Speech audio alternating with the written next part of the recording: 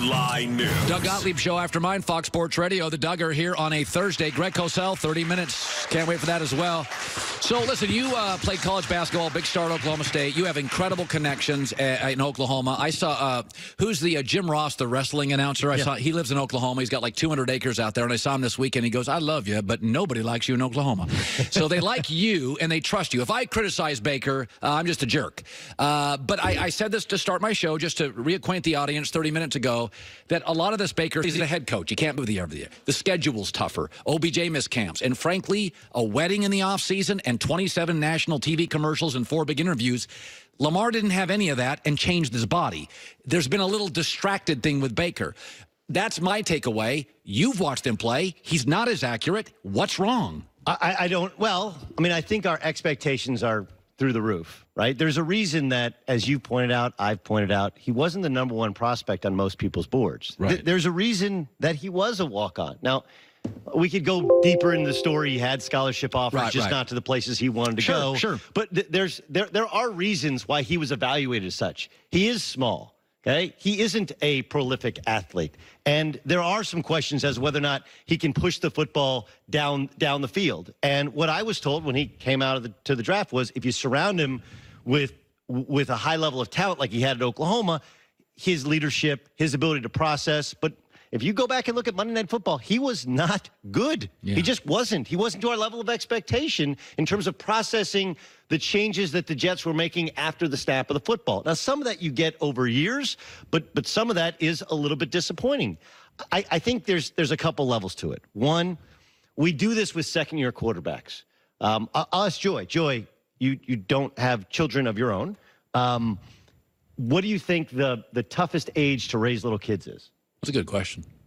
2 to 4. Right, 2 usually is the answer, right? Yeah, why? Because you have the tough twos, the terrible twos. Right? Everybody says terrible twos. Right, that's the but cliche. The thing about, and you have a gaggle of kids. Yeah, a lot of some them. of which you actually raised. Yeah. And you can attest to this, that in many ways, 3 is tougher than 2. Why? Because your expectations with their 2 is it's going to be tough. Terrible 2s. Right? They're going to throw tantrums. But once they get to 3, you're like, well, they're out of the terrible 2s. They're sleeping in a big boy, big girl bed. You know, they're wearing undies or panties, you know, they're supposed to take, but they're still just 3 years old. Right. That's the same for quarterbacks. Our expectations of rookie quarterbacks are, they make a mistake, you're like, he's just a rookie. No problem. Right? Yeah. But in his second year, he started for a year. Well, he actually hasn't started a full year in the NFL. Right. He still doesn't, there's so much he doesn't know. Well, of course. Right? So in many ways, second-year quarterback. We always talk about a sophomore slump because we give him the whole playbook. They're the start of the whole year. They're the face of the franchise. Yeah. But the truth is, you know, he started 10, 11 games now. And some of this is to be expected. And some of this is some of the questions about his size and talent coming out of the draft. Some of it is, I don't think he has a true head coach who can not only mentor him, but it also can lead, so they clean up all that other stuff. But I do think it's fair to say his play has been disappointing. The 3 interceptions, and then he took on a Jets team that was non-competitive, and they did not dominate, with the exception of Odell Beckham Jr., did not dominate the way in which you felt like they should. I think a lot of that is created because he's in his second year, and we completely disregard the fact that he hasn't started a full season in the NFL. Terry, I was talking about Eli Manning, and my guess is because Eli beat Brady and Belichick, he'll probably get into the Hall of Fame, not maybe first time. And he's also, people like him. Not probably. Listen, I respectfully to our radio host brethren, okay, you can have a show, you can have a week of shows, you can have a month of shows as whether or not he should get into the Hall of Fame. He will. He's in New York. That helps him. Yes. He beat Belichick and Brady and the best team we have ever seen in our lives in the Super Bowl. Yeah. Okay, that helps him. He's a Manning. That helps him. He also made in both those Super Bowls an iconic throw. Like the play of the game is a throw from Eli. Well, and what's the toughest thing to do in sports? Win on the road. Remember, you know, he goes on the road and wins all of those games, including Brett Favre's last game in a Green Bay Packer uniform, right? So you win on the road, you win in New York, you're Manning, and as much as that's probably helped him, it's hurt him because he's always compared to his brother, which is unfair. Right. He didn't win one, which is a kind of a fluky thing. He won 2 Super Bowls. Like, we can have a discussion whether he should be. He's going to be in the Pro Football Hall of Fame. I don't have a problem at all with the way they treated him. I'm more bothered that Brady had to go to Robert Kraft and said, can you get Garoppolo out here? I'm the league MVP.